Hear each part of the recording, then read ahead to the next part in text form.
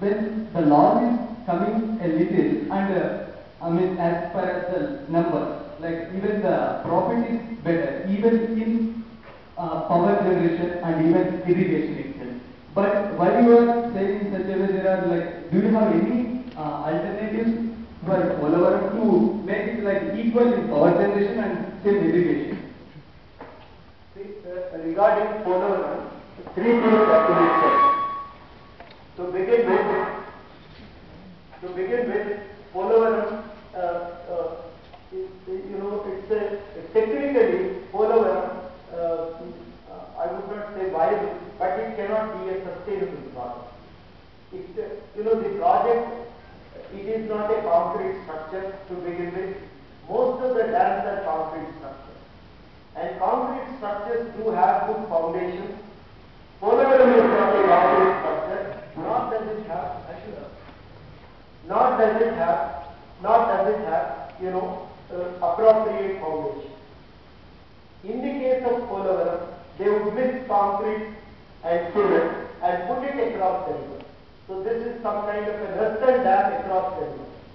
Now the flood is so heavy during the rainy season at that place where the Polavaram is being taken up, constructed, and it would wash away the structure, and as a process, major towns like Kakinada and Rajahmundry would be completely inundated. They would be submerged, and the flood would destroy both these towns in a matter of hours. So this is what economics would say. Secondly, the Polavaram and huge canals that the government is planning to construct, obviously they will create salinity problems in the entire coastline, because the regions where this canal is flowing through is already irrigated, and almost every field is getting water. If this dam is constructed and canals are dug, it would lead to salinity problems. Thirdly, Polavaram would lead to the submergence of one of the finest forests in this country, around the Papikondalu hill range. And fourthly, Polavaram also submerges above 2 lakh tribal population. And therefore, a renowned engineer like Hanmantrao, who is respected even in the United Nations Organization, Hanmantrao has recommended alternative structure. They said, not only Hanmantrao, at one point of time the government of Andhra Pradesh appointed Godavari Valley Authority, which invited expert opinions on the possibilities of utilization, the structures that can be built to utilize Godavari water. All of them suggested don't go for major dams, construct smaller dams and divert the water and store them in the tank. That would be an appropriate alternative they all recommended. Hanmantrao also recommended a similar alternative. But in spite of that, government is insisting on Polavaram project because of two reasons. You can switch off. I will be able to, I will do all this. So, government said that, it is insisting because contractors want Polavaram to be there. It will lead to a hydel power station that would be highly profitable. And one politician, some contractor said, if Polavaram is constructed, the entire money can be recovered within 10 to 20 years. So that's the kind of a money they get out of this hydel project. The canal can be used for navigation, and the water is required for the coastal corridor.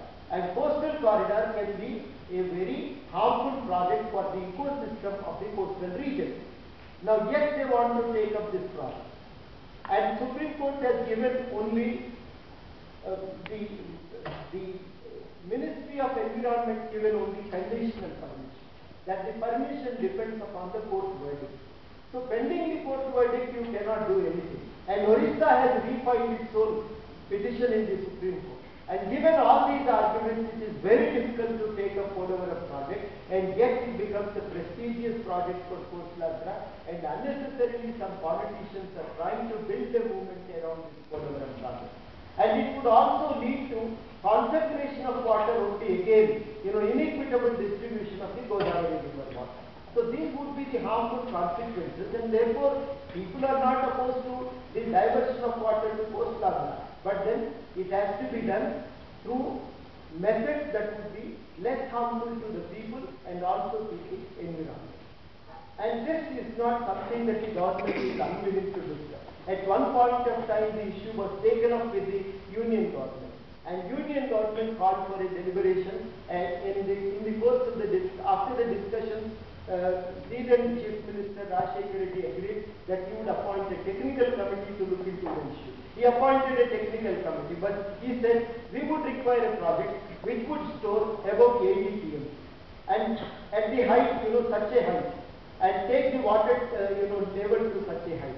Obviously, they would recommend only Polavaram, but nothing else.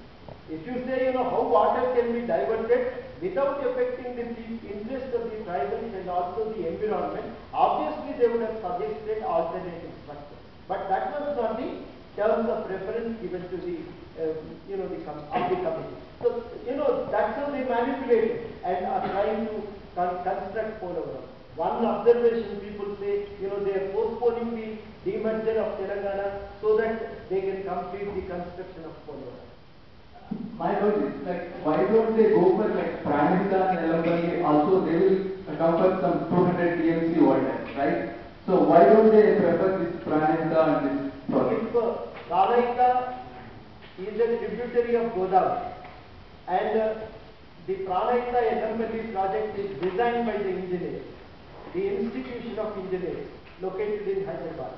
The Institution of Engineers says if you can lift Pranahita water to Elambali, that is, a dam across Godavari, then that is located at a substantially high point, altitude, and water can be easily distributed to many dry areas.